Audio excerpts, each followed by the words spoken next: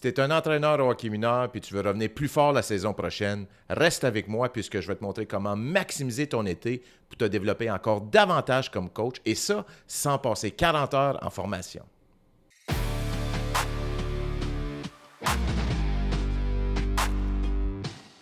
Ça fait déjà quelques mois que la saison est terminée. Là, c'est le temps de relaxer un peu, de prendre du temps pour soi et de passer beaucoup plus de temps en famille. Mais soyons honnêtes, si tu veux vraiment progresser comme coach, tu ne peux pas débrancher complètement tout l'été. Puisque le meilleur moment pour évoluer comme coach, c'est justement durant la période estivale. C'est là qu'on prend justement le temps de réfléchir, d'apprendre, ce qui nous permet d'arriver en septembre et on n'improvise pas. Alors, dans cette capsule, je vais te présenter 10 trucs simples que tu peux faire cet été pour t'améliorer comme coach. Pas de longs discours, pas de blabla, des trucs simples, rapides, puis qui vont direct au but. Écoute, ça va être tellement rapide que tu vas probablement avoir le temps d'écouter ça pendant que tu fais ton barbecue. T'es-tu prêt? J'y vais en rafale. Truc numéro 1, fais un retour sur ta dernière saison. Prends un papier, prends un crayon, puis pose-toi les questions suivantes. Qu'est-ce qui a bien fonctionné?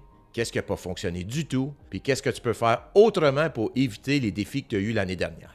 Si tu prends le temps de répondre à ces questions-là puis tu le fais de façon honnête, je t'assure que ça va être la base pour ta prochaine saison. Tu veux répéter les choses qui ont bien fonctionné, mais tu veux aussi corriger le tir sur les choses qui ont moins bien fonctionné. Truc numéro 2, reconnecte avec ton pourquoi.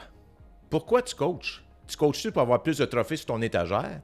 J'en doute. Si t'es comme moi, la raison pourquoi tu coaches, c'est parce que tu vas avoir un impact sur les jeunes joueurs que tu as sous ta supervision. Tu veux aider les joueurs à se développer comme joueurs de hockey, mais aussi à progresser, à grandir sur la glace et en dehors de la glace. L'été, c'est le bon moment pour se rappeler pourquoi qu'on coach. Encore une fois, prends un papier et un crayon puis réponds à cette question-là.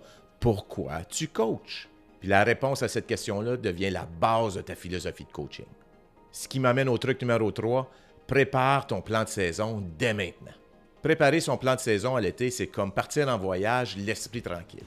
Tu sais que tes bagages sont faits. Tu n'as pas besoin de te mettre une pression énorme, mais commence à réfléchir sur tes objectifs, c'est quoi les priorités que tu vas poursuivre, puis c'est quoi les habiletés que tu veux développer avec tes joueurs. Ça va te permettre d'arriver en septembre préparé, avec une vision claire, et tu ne donneras pas l'impression que tu improvises. Si tu as besoin d'aide avec ton plan de saison, j'ai un excellent outil qui est le plan de saison efficace. Regarde dans la description, j'ai un lien où tu peux le télécharger. Et au cours des prochaines semaines, si tu es patient un peu, je vais publier des capsules qui vont te guider à créer ton propre plan de saison. Truc numéro 4, lis un livre sur le coaching ou le leadership.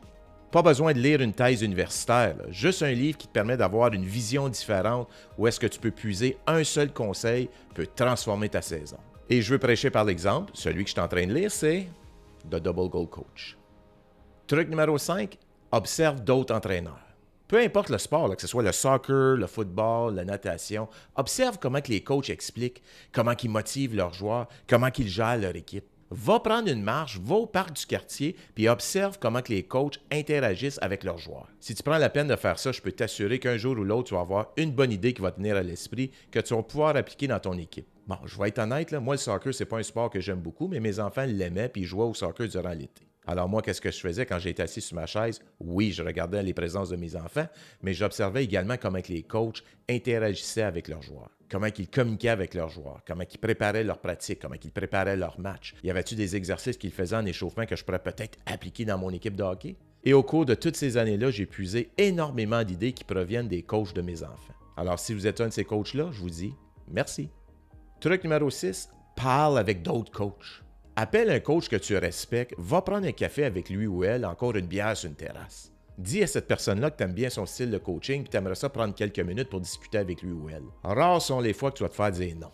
Pose-leur des questions comme c'est quoi qui a bien fonctionné pour eux, c'est quoi les défis qu'ils ont eus puis comment ils ont réussi à les surmonter, puis ont-tu des trucs et conseils qu'ils pourraient te donner que tu pourrais appliquer dès la prochaine saison.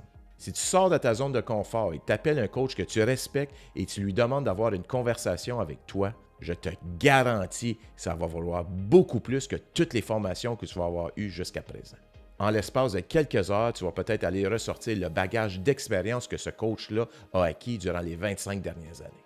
Truc numéro 7, suis une formation en ligne. Il y a plein de formations en ligne qui existent qui prennent moins de temps qu'écouter un épisode de Netflix. Surfe le web un peu, abonne-toi à des chaînes YouTube et consomme le contenu que tu trouves. Tu as un long voyage en auto, tu es en train de tondre la pelouse, mets-toi des oreilles puis écoute des podcasts axés sur le leadership, sur le hockey ou sur le coaching en général. C'est un excellent moyen d'avoir des différentes perspectives, ce qui va t'aider à façonner ton style de coaching. Truc numéro 8, essaie des nouveaux outils technologiques. Que ce soit CoachDem, Ice Hockey System, Google Calendar, Google Drive, un outil d'éditage vidéo, peu importe, tous les outils qui pourraient t'aider comme coach l'an prochain.